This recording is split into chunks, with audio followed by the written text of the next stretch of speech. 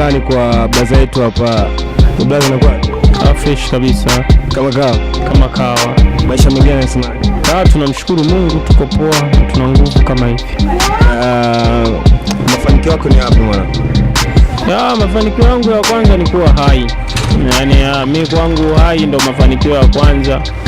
Kwa hiyo ukitaka kuyaweka kwanza kuyachambua sasa hayo mengine sijui labda kwenye engo ipi labda mafanikio yapi na ila mimi binafsi mafanikio yangu ya kwanza ni kuwa hai kwanza. Hicho. Okay, tumekuona kwenye Cheka2 mara nyingi. Hivi Cheka2 unaiona wapi na unajiona wapi? Cheka2 ni future ya entertainment kwa sasa hivi. Kwa maana kwamba ni platform ambayo imekuja kwa ajili ya kuinua vipaji lakini pia kuleta furaha kwenye jamii ambayo inatuzunguka kwa ujumla.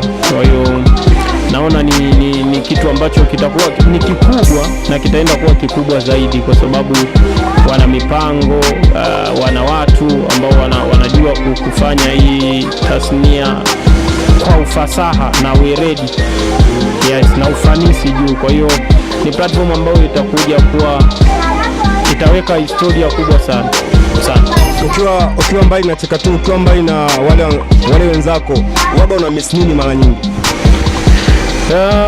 Nikiwa mbali na comedians wengine ninachomisi ndo nakuja kujigundua kumbe mimi nina akili timamu, kwa sababu ukishakuwa na wale watu yani wale ndo washumu wanakuja kuwa mashemeji wa mke wangu. Akili hamna kabisa. Kuna watu yani kabisa unagundua hiki kichwa ni kweli kazi ipo.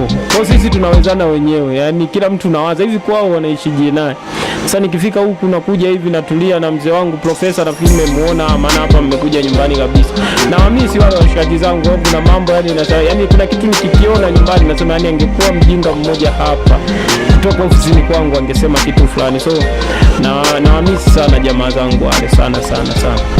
Koi kama Koi mzungu unamzungumziaje kama yeye? Maana ametoa hii industry ya comedy kuipush kuipeleka mbele. Hivi mshikaji unamzungumziaje sana? Koi kwangu mimi Koi ni kama Joshua kwenye Biblia.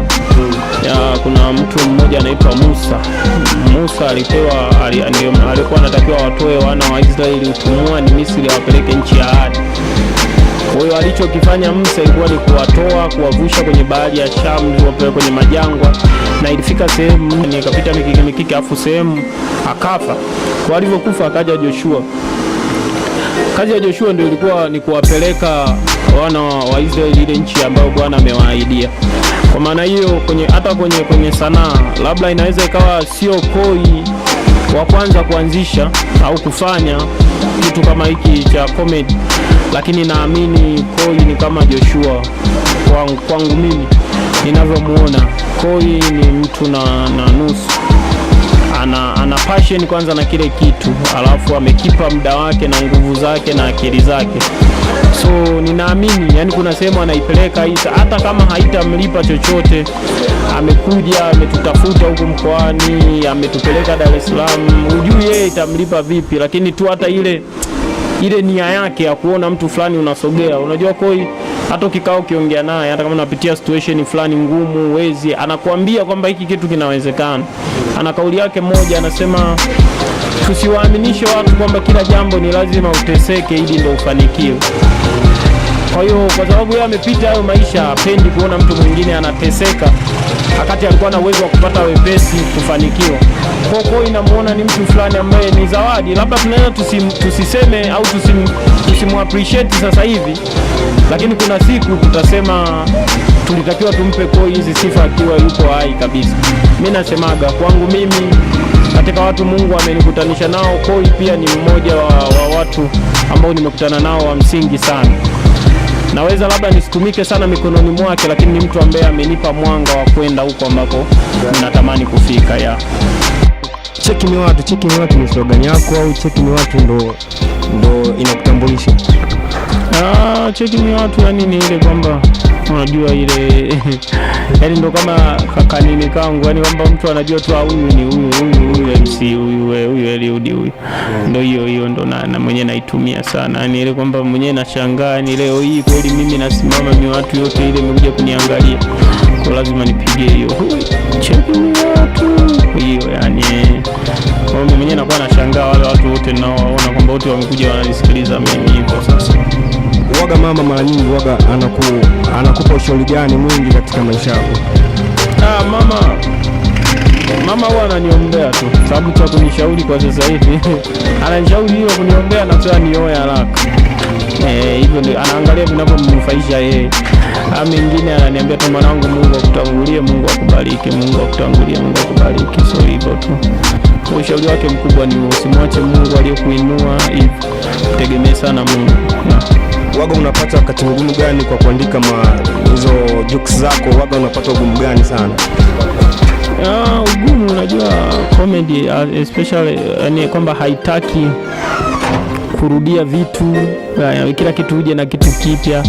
Hasa mimi kwa sababu nafanya stories za maisha ya kawaida. Yaani watu ndio hivyo wana complain kila siku maisha. Sasa ndio ninayoyajua, siwezi kwanza kuelezea magari, mimi sio fundi garage, wala kuanza kuelezea vitu ambavyo mimi najua sivifahamu vizuri. Na nawe kuongelea mambo ambayo nayafahamu na ninauelewa nayo. Usikate tamaa kwa kitu ambacho unakifanya. Hapana, sikufika hatua hiyo. Kwa sababu mimi nimekuwa ni mtu ambaye yani vitu vyangu vingi vinatokea Mungu tu anakuwa ameruhusu. Sijawahi kuwekeza nguvu kwenye jambo fulani nikakata tamaa. Ila nilikata tamaa kuendelea kulisiti. Maana nimelisiti matokeo kutafuta zile C mbili mpaka pale ndo niliona namaliza hela. Kwenye kulisiti ndo niliwahi kukata tamaa, lakini huku kwingine hapana, siwezi kukata tamaa kwa sababu sasa hivi nafanya by faith, yani kwa imani sana. Kwa hata jambo linaweza likawa haliwezekani hivi, lakini mimi nasema wewe mimi hapa natoboa, wewe hapa mimi natoboa. Kwa mambo mengi sasa hivi nayafanya kwa imani sana. Unajitia kwa kitu ambacho unakichagua? Hapana. Unashauri vijana kufika level ambayo umefikia wewe? Sasa kwa shauri vijana kufika level itategemea wenyewe wanajishughulisha na nini. Kwa sababu ukisema level zangu ambaye afanye comedy, basi vijana wote au wanaofanya kile ninachofanya, vijana wote kwa ujumla, tuendelee kuamini kwenye tunachokifanya. Tumtegemee sana Mungu kwa sababu haitajalisha una jitihada au una kipaji kiasi gani, lakini Mungu kwa imani yako, kwa kile unachokiamini, Mungu anatakiwa awe mbele kwenye jambo lolote. Lakini pia heshima, nidhamu, hilo ni jambo common, lakini linatoa majibu tofauti kulingana na mhusika. Kwa kama utakichukulia yani utachukulia poa kimoja wapo, ukawa na jitihada, ukawa na kipaji, ukamtegemea Mungu afu nidhamu ukawa huna, kinaweza kukuangusha hicho tu. So jishushe, be humble. Sio kaakti kama mjuaji sana. Kuna watu wanajua sana vitu afu wako yani wamechill tu sehemu wanakusikilizia wewe. Kwa hiyo usije ukajifanya mjuaji sana. Wanasema acha kapu lako liwe wazi, watu wakuongezee vitu. Kwa hiyo kuwa mtu wa kujifunza, communicate na kila mtu, kusocialize, yani usije ukaanza kubagua watu, hata watu wajibague wenyewe na wewe. Yani watu ndo wajitenge na wewe, usianze kutenga watu. Yani sione kwa sababu mimi ni hivi nitaongea na watu hawa, kwa sababu huwezi kujua kesho ya mtu ni fumbo. Alafu kuna vitu vingine viko mikononi mwa watu. Unaweza kumdharau huyu, kesho ukamkuta sehemu ambapo yeye tu akisema ndio, wewe ndo umetoboa. Kwa sababu unajua mafanikio na nafasi ya kutembea nazo usoni. Huwezi kujua mtu umekutana naye ana uwezo gani. So tuheshimiane tu, tupendane sana. Tu watu wa maombi sana. Ni vita. Hapo vita sasa hivi hujui unapigana na nani. Unaweza kujua ni mwanao. Unaweza kujua wewe ni mwanao, kumbe wewe ni mwanako. Yani singomjaje. Yani unaweza kuwa unajua huyu yani mwanangu, kumbe yani wewe yani wewe sio mwanae wala nini. Anaweza kufanya chochote ili tu apate hicho ambacho uko nacho. Kwa hiyo usimwamini mtu. Usimwamini mwanadamu. Mwanadamu ana tabia za asili. Kwa hiyo usimwamini sana, no matter mnaishije. Watu wengi wazuri, midomo inasema mambo mengi, lakini nafsi na roho ndo zimejawa na vitu vizito. Kwa mtu anaweza akawa na act like anakukubali, alafu mbe anatamani ufe hata kesho. Mradi ukae salama, utakuwa mwambie Mungu akusaidie, sababu ukisema kila mtu mkague, basi unaweza kujikuta dunia hii uko peke yako. Kwa unavyoishi na watu, mwambie Mungu kabisa aachilie ile nia njema kwa washikaji zetu. Wengine ni washikaji kabisa, sema makundi, yani shetani anawatumia tu, anakuja kuharibu maisha yako. Yani alikuwa mwana, baadaye anaingiwa na chuki. Wajua chuki ndio chanzo cha mambo yote, hata kuua. Dhambi ya kuua ilitokana na chuki ya Kaini na Abel. Baada ya Kaini kuchukia, ndo alifikia tu akaona auwe. Kwa hiyo ukianza kuchukia watu, uwaji unakunyemelea. Sasa ogopa sana kuwa muuaji. Unaweza kuwa waui kwa kisu, ila mdomo wako na maneno nao wanenea watu yanaua sana ndoto na vitu yasi. Kwa hivyo vijana, tuamini kwamba sisi ndio future. Tumebahatika kuishi jana, tunaishi leo na kesho yetu. Wengi ambao wako hapa age zimesoma, wanawaza juu ya kesho yao, hawajui itakuwaje, wanaishi leo yao. Kwa hiyo tuandae kesho yetu vyema. Relax, afya haina spare part. Kwa hiyo tunza sana afya. Kama unaruka majoka sawa, via tamu, chunga sana. Mambo ni mengi hivyo. Hebu tupe moja basi, afu tupe moja ya kazi zako. Sasa yani kukupa moja ya kazi hamna wakati mgumu kama mtu anakuambia nipe moja ya kazi zako. Yani ni sawa na fundi amekuja anambia nionyeshe nyumba, yani nipe nyumba uliojenga, au tuonyeshe bwana, tuchekeshe. Yangu achekeshe sio vile. Ninachotaka tu kusema ni kwamba maisha yamejaa vitu vitamu vingi sana. Kwa hiyo ni wewe tu kuchagua kitamu chako ni kipi. Na kwenye hivyo vitamu, vitu vitamu vingine ni vitamu kweli kweli, na utamu wake ukizidisha unaweza kukupalia ukafa, ikiwemo asali.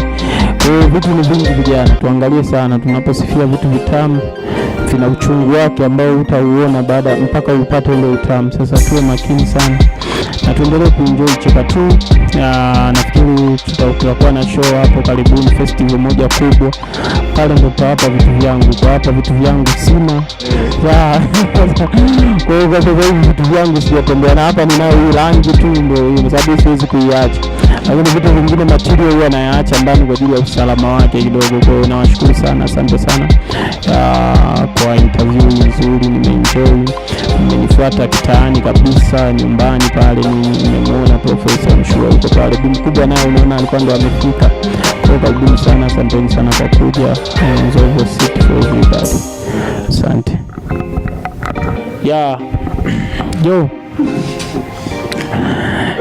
Bwana unatazama BWW TV Empire. Niko na mwanangu hapa.